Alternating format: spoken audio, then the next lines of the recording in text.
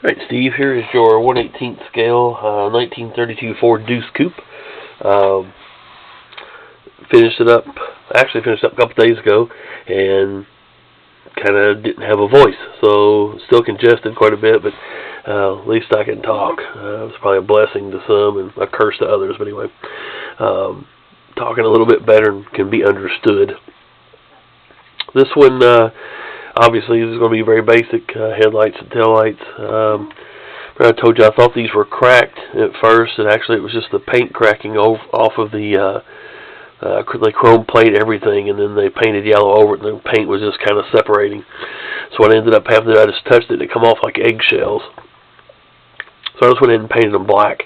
I thought that would look pretty good. It looked better than just the yellow. The yellow I had wouldn't match this, so I figured just leave them black. I think they look pretty good with that. Obviously, the wiring had to be a little bit visible. You can see it coming off the back of the headlight down the frame, but not too awfully bad. Best you could do with it. The door is still open, obviously. The battery is located in the, if the rumble seat would open, is located in the back in the trunk area.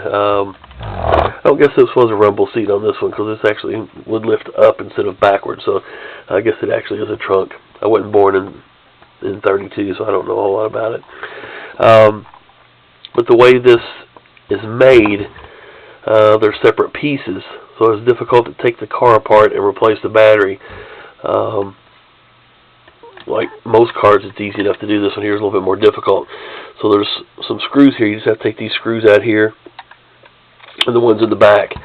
And I've set it up where this will pull off, the body will pull off. You can leave this on here, the radiator will stay on. The radiator supports will kind of pull out of the little holes right here. They actually slide down.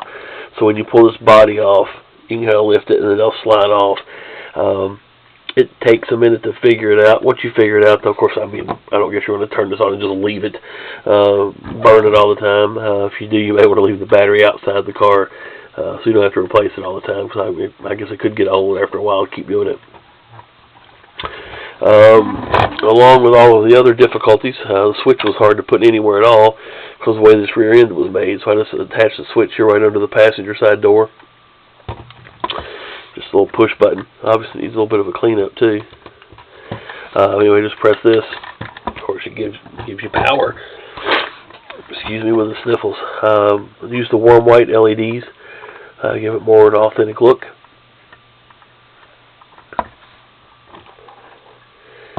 And then red LEDs, obviously, for the taillights, reflected off of the tailpipes. It looks like they're shining out of the car, but it's just reflection there.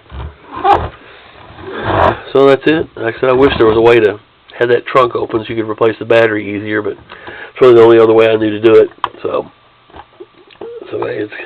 it's done, and that's the way it just about had to be. So I appreciate it. I'll get this shipped back to you as soon as possible. I may try to get it out tomorrow, so you should just have it. I mean, you may even have it by Saturday or Monday, I would think. So, Steve, I appreciate it again. Thank you for the previous orders, and of course this one as well. So, thank you very much.